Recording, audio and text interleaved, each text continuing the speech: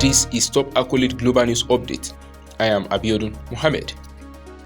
Ukrainian President Volodymyr Zelensky urged the UN Security Council to act against Russia over airstrikes on civilian infrastructure that again plunged Ukrainian cities into darkness and cold as winter sets in.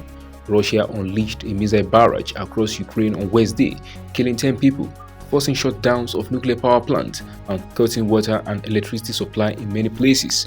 In quote, "Today is just one day, but we have received 70 missiles. That is the Russian formula of terror. That is all against our energy infrastructure," Zelensky said via video link to the council chamber. Hospitals, schools, transport, residential districts all suffered. End of quote. Ukraine was waiting to see a very firm reaction to Wednesday's airstrikes from the world, he added. The council is unlikely to take any action in response to the appeal since Russia is a member with veto power. US Ambassador to the UN, Linda Thomas-Greenfield, said Russian President Vladimir Putin was clearly weaponizing winter to inflict immense suffering on the Ukrainian people. The Russian president will try to freeze the country into submission, she added. Russia's UN Ambassador Vasily Nebenzia responded by complaining that it was against council rules for Zelensky to appear via video and rejected what he called reckless threats and ultimatums by Ukraine and its supporters in the West.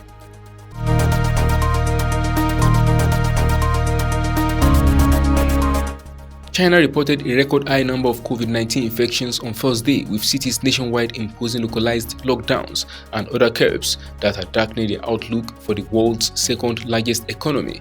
The surge in the number of infections at record highs not seen since an outbreak in Shanghai earlier this year is diminishing investors' hopes that China will soon ease the rigid zero-COVID policy that, along with a downturn in the property market, is battering the economy. The restrictions have also extracted a toll on China's increasingly frustrated residents, as well as output at factories, including the world's biggest iPhone plant, which has been rocked by violent clashes between workers and security personnel in a rare show of dissent.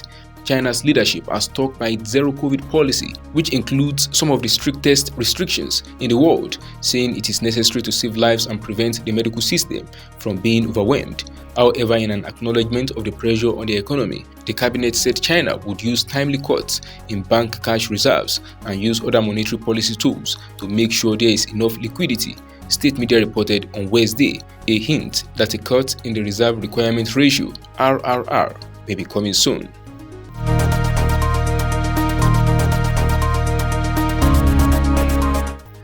Turkish air attacks in northern Syria threaten the safety of United States military personnel and the escalating situation in jeopardizing years of progress against ISIL fighters, the Pentagon has said. The public comments on Wednesday represent the strongest condemnation by the US of NATO ally Turkey's air operations in recent days against Kurdish-led YPG forces in northern Syria to date. In quote, "Recent airstrikes in Syria directly threatened the safety of US personnel who are working in Syria with local partners to defeat ISIS and maintain custody of more than 10,000 ISIS detainees," the Pentagon's spokesman, Air Force Brigadier General Pat Ryder, said in a statement. Ryder said the escalating situation threatened the progress made in the fight against ISIL fighters in the region. He added that the US recognizes Turkey's legitimate security concerns. The comments from the US official come after Russia also warned against a Turkish ground operation in Syria. The US has roughly 900 soldiers in Syria, mainly in the northeast of the country, who work with the Syrian Democratic Forces (SDF), which is led by the YPG, to fight against ISIL remnants.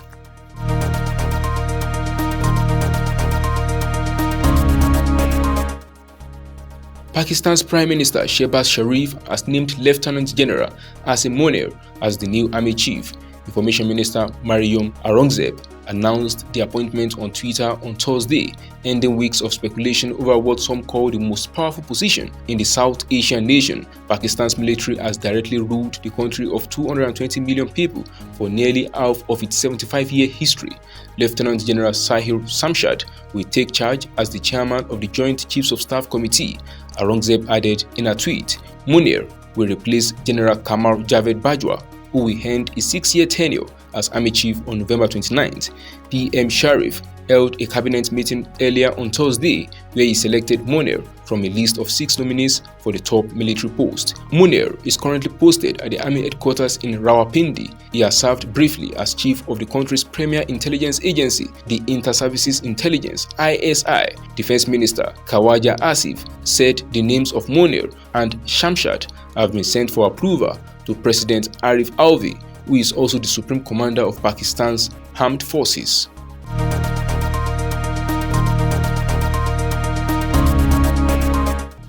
Malaysia's king appointed long-time opposition leader Anwar Ibrahim as Prime Minister on Thursday, and he will be sworn in at 5 p.m, ending 5 days of unprecedented post-election crisis after inconclusive polls.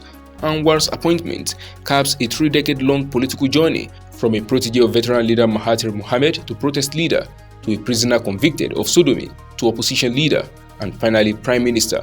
Markets surged upon the end of the political deadlock. The ringgit currency posted its best day in 2 weeks, and equities rose by 3%. A general election on Saturday ended in an unprecedented hung parliament with neither of two main alliances, one led by Anwar and the other ex-premier Muhyiddin Yassin, immediately able to secure enough seats in parliament to form a government.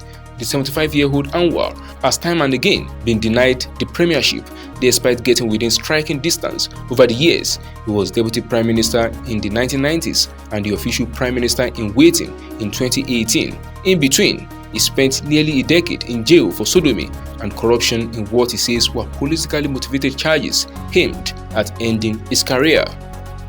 That is the size of top accolade global news updates. You can follow us on our social media platforms as displayed on your screen. Happy Thursday.